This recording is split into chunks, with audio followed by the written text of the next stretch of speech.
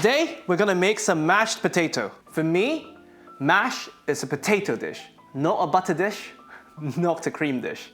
What the late great Mr. Georges Bouchon created was whipped butter with a touch of potato. We're gonna do it without butter, without cream. Of course, there's nothing wrong with adding butter or cream. I just want to show you what could be achieved without those two ingredients so that you can decide how much you want to add later on. So, very simple, we peel our potatoes. There's so many varieties nowadays that I've lost count. Ask your grocer what's the best for making mash. And to help them cook faster, you just want to cut them in half. I mean, the earlier you need them, the smaller you cut them.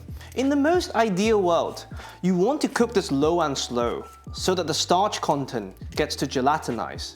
That way you get a creamier mash, but most of the time I don't bother. We have our potatoes.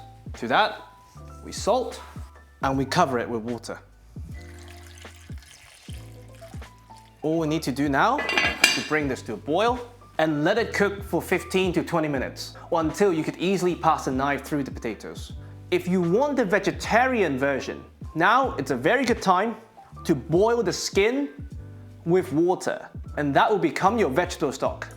I'll see you in 15 minutes. All right, after 20 minutes, the potato's ready, and this is what you get from the skin. Let's taste. And surprise, surprise, it tastes like potato. So we're going to add this bit by bit to our mash. What we want to do is we first want to break them apart slightly with a fork. They shouldn't show much resistance to this. Now that you have smashed potato, we're gonna add the broth bit by bit, and you work it in. Now, once you have a mushy consistency, that's when you can enlist the hand mixer. You set it to the low speed. I would definitely not put this into a food processor, by the way, unless you like the slimy texture. If you want to remove the lumps completely, you can just pass it through a sieve, but I never bother.